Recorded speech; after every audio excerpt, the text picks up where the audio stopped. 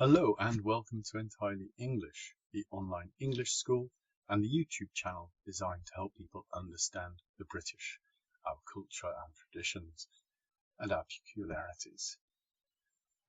Now, I have asked in the past if people have questions about the British, maybe there's things you've heard you want to know more about.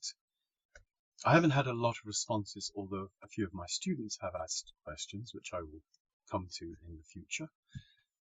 But I thought maybe I'd do a search on Google and see what common questions people have about British. Most of the results were just about British pub quizzes and things about the monarchy in the 16th century, things like that. But I did find this discussion on Reddit. I thought it'd be interesting for us to look at. The question is, what ridiculous questions do people ask you abroad as a Brit? So let's have a look at some of these questions and what people say about them. So the person who posted the original comment said, when you are abroad in, say, America, are there any ridiculous questions that people ask you about Britain? I was once asked by an American if I'd met the Queen when she was alive. I responded, yes, I went to Buckingham Palace and had tea with her once. They looked at me in amazement, as if they couldn't tell that I was joking. Well, we hear this a lot, people saying, did you meet the Queen? Do you know the King? I suppose it's a natural response, I'm not sure. But it's a bit like asking an American, have you met the President? Or asking a Swede, have you met King Gustav? Well, there is a chance, when the Queen or the King, as is now, go on their walkabouts, meeting people in public. So maybe, yes, there is a possibility. But I don't know if this question actually really gets asked, or if it's just like Chinese whispers. It's something that people tell and there's no original person it happens to. That's just garbage.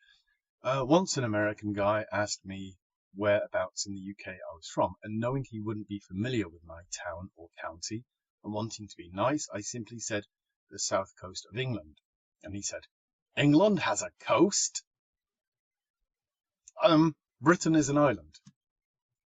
Apart from where England joins Wales and joins Scotland, the rest of it is coastline.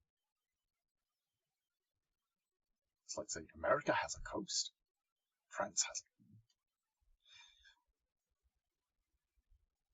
a... Oh God. I guess you guys don't have the technology for video calls yet, right? Middle-aged American woman about 2 months ago. She was serious. Yeah, we do. We even have YouTube channels. Amazing, right? Not ridiculous, but totally threw me. Someone in Borneo. We're away from the Americans. Good. I didn't want this to be a slagging off of Americans. People in other countries. Good. Let's see what they said. Someone in Borneo once asked me a load of questions about autumn. I'd never thought about it before, but in the tropics, trees don't lose all their leaves at once. The ideas of leafless trees for almost half the year was incredibly odd to them. Yeah, well, you can understand that. We have seasons. In the autumn, our trees drop their leaves. So in the winter, we have skeletal trees, and in the spring, we have this beautiful time when the leaves are opening, beautiful bright green on the trees. We do have a lot of fir trees that have been imported from France and Switzerland, places like that, because people do want to have green trees all year round. But our native trees, our oak trees, our elms, our ash, they do lose their leaves. And it makes the year interesting. Oh, they're losing the leaves. Beautiful colours, golds and so forth. They lose the leaves. And then springtime, beautiful leaves and flowers. Stops the year being boring. Moved to USA for a couple of years. We're back to America. Always asked if I knew the Queen, etc., etc. Okay, common apparently. But this one person asked where I was from, and I said, near Nottingham. You know Robin Hood? Robin Hood lived in Sherwood Forest, Nottingham. And he said I was a liar, as Robin Hood is from Hollywood. No, Hollywood. Robin Hood, whether myth or legend, is British. Quintessentially British history. links in with the whole King John and the Magna Carta.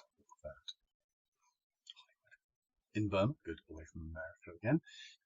In Burma, I had a kid asking me what was the general feeling among the population after Wayne Rooney had a hair transplant.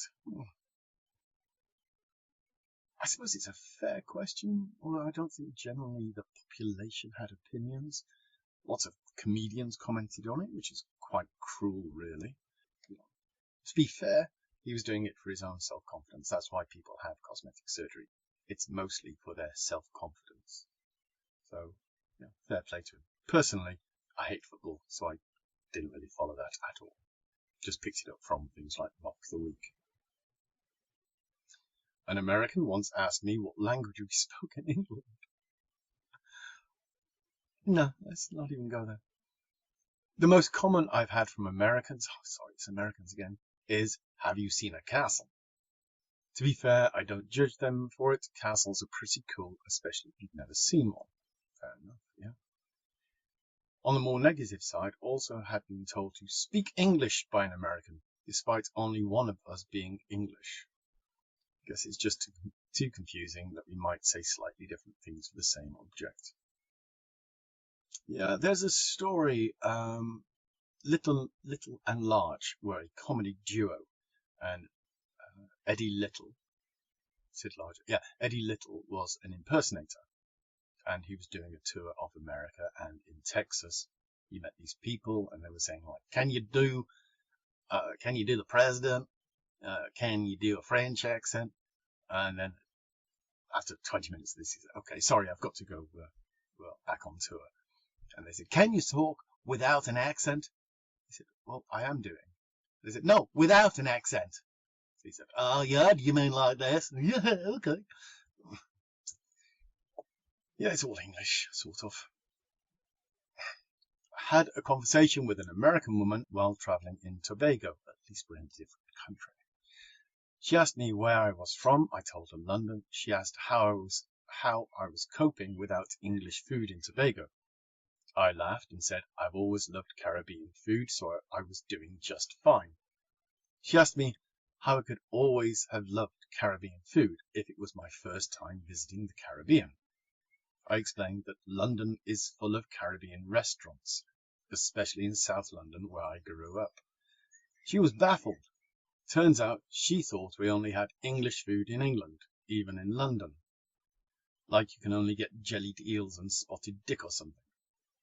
She even said that was her reason for never visiting London, because she'd miss pizza and Chinese food too much.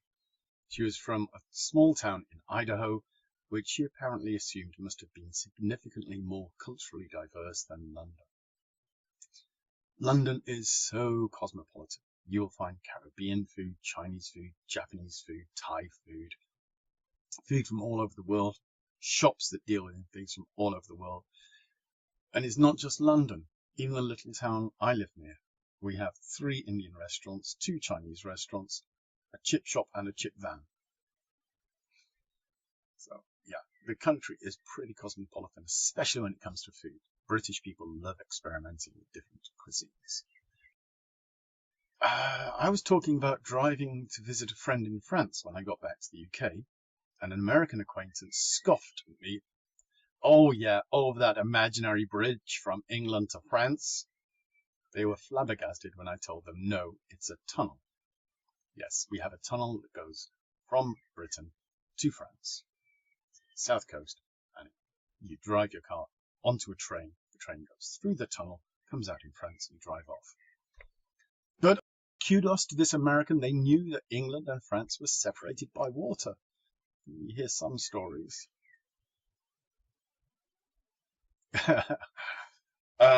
Okay, this possibly is an American, I don't know, but let's see. You're from England. Oh my God, do you know my aunt? She lives in Birmingham. Oh, it's American, definitely. Birmingham. I did not know her aunt, dear reader, for I'd never resided in such a place as Birmingham. Okay, we pronounce it Birmingham, like gum, like chew. The Americans tend to pronounce it Birmingham because they have lots of places named after places in Britain, like New York, named after the city of York. So we say Birmingham, they say Birmingham. Okay, So this is just a bit cruel. Maybe they are pronouncing it correctly, Birmingham, because that's how it's spelt. We say Birmingham. I was at a gas station in Nevada. Some guy says, "You're Irish, right?" I'm English and have never been to Ireland. I corrected him politely, I thought. As I leave, the last thing I hear is, "King foreigners." Not sure where I went wrong other than failing to be from where he would have liked me to have been from. No. Ireland, England, very different countries. So he wouldn't have been a foreigner if he'd been Irish. Actually, this reply is nice. He was probably Irish himself by his father's, cousin's, granddad's, hamster's, great uncle's washing machine. And you spoiled it by not being distantly related to him, you foreigner. Oh my god, this is Americans. Y'all. Y'all got black people over there? Actually, I'm the only black person in the UK. No, we have lots of black people, brown people, Asian people, little green men. We've got a lot. Okay. Sorry, most of these are American. I'll have to draw this to a close. I'll do a second part and finish this page and then find another one. Waiter in New York said, "You're from England. Do you know my friend Helen?" Similar to what we had before. Eye rolling from my family and I. After a little more digging from him, it turns out we actually did know Helen, who was my old music teacher. Bizarre. Yeah, so it's worth asking. If they're from not just England, but from the same district, maybe. You never know. What part of England is Wales in? Wales is a distinct and separate country, although it's part of the UK. They possibly meant what part of Britain is Wales in. If you look at the map of Britain, it looks like an old man walking his pig. And Wales is the pig's head. Scotland is the old man's head. And the rest is England. The two funniest that jump out were both asked by Americans. The first was two ladies, and they were trying to guess where my accent was from. One thought it was from London, but the other thought I was from England, and asked me if I could tell them which of them guessed the right country. England is a country. London is the capital city. The second was someone asking me if everyone in England spoke the Queen's English like me, or if most spoke our native language. Well, what would our native language be? Pictish? Norman? Saxon? But it is a fair question. The Queen's English, that is correct pronunciation, but we have so many accents, so many dialects. Okay, I had to do a bit of editing there because I've downloaded a new screen recorder so I can do this, and it only allows me to record 15 minutes. So I had to stop and save that file, etc. You might say that wasn't 15 minutes. I've been editing. Okay, so let's do a couple more of these and then we'll stop. I got asked by a Yank once, "Are Wales from Wales? And is that why it's called Wales? And are there any people there?" They were serious. Wales are from the ocean. Wales, the country, is spelled differently. And there is a meaning for the word, which some people have protested. Give me a moment, I want to have a look at this. What does the name Wales mean? The English name Wales comes from Old English word Waelas, meaning foreigners or outsiders, referring to the native Britons who lived in the western side of England. The Welsh name for Wales is Cymru. Well, there you go. Some people want to change it. Most people are happy. England means the land of the Angles, and that goes back to the Angles, who are actually French settlers, part of France for Germany. Angles, Saxons, Normans, they've all invaded. To be frank, I doubt many non-Welsh Brits would answer the second one. Any people there? Well, it's not very densely populated. The population of Britain is something like 56 million. Population of Scotland is 5.6, and the population of Wales, I think, is below 2 million. It's a beautiful country, though. If you ever get a chance, go and see it. And the people are so nice. I'm an American living in Wales, and my grandma, bless her, still just doesn't understand where I've moved to. and how it's not in England. Whenever I visit the US, the most common question I get is, what part of Australia are you from? I have a very neutral middle of England accent, and I have no idea why I'm always mistaken for Australian by Americans. Well, maybe to be fair to their ears, it's similar to Hugh Jackman, Nicole Kidman, the stars they know are from Australia, whereas our stars like Tom Holland, they don't even realise are British, they think they're American. But I confess I often get confused when I meet somebody as to if they're Canadian or Australian. And those countries, like England, they have different regions, different accents, and different strengths. I mean, we have so many accents in Britain. I live in sort of the centre of the country.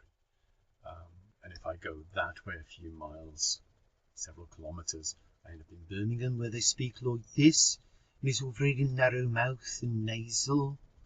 And then I go a few miles that way, and you're in Gloucestershire, where they're more countrified.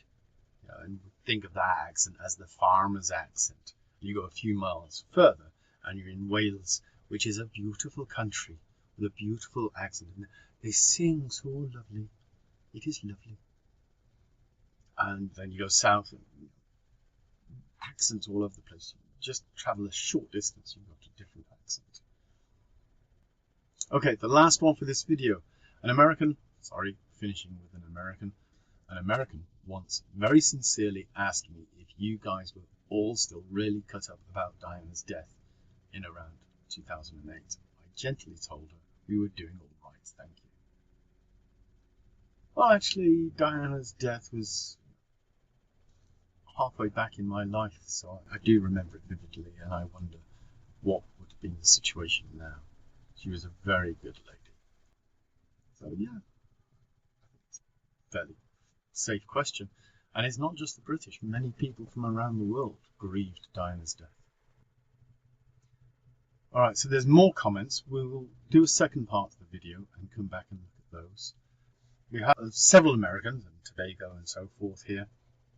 So I wanted to finish with a question one of my Russian students asked me. He said he was taught in his, I think it was his geography lesson, that the British all slept in pyjamas because we didn't have central heating. We've had central heating for decades. I remember in the middle 70s it was installed in the house we were living in. They took away our lovely coal fire and replaced it with a gas fire, and we had radiators in every room. So no. Pyjamas, and if you go back in time, night shirts. If you're watching any films of Christmas Carol, Scrooge, he wears a night shirt. They were for two reasons. One, in those days there was no central heating, like in every country. And the other is modesty. If you had to get up in the middle of the night and go out to the outhouse, that's the toilet that was situated outside, you protected yourself from being shocking to your neighbours. So yes, we do have central heating, different types of central heating. And I've got a few other questions I've had from students like that. I'll put one or two on the next video. Alright, I hope you found this interesting. If you have any questions or any comments on these, pop them below. If you've enjoyed these, found it interesting, and it's made you think of some questions you want to ask, comment and click the like button. And if you want to see the next half of this and our other videos, click subscribe. And of course, if you have a friend or somebody who might appreciate this, share the link, please. Alright, so I'll see you again soon with more questions explored and hopefully answered.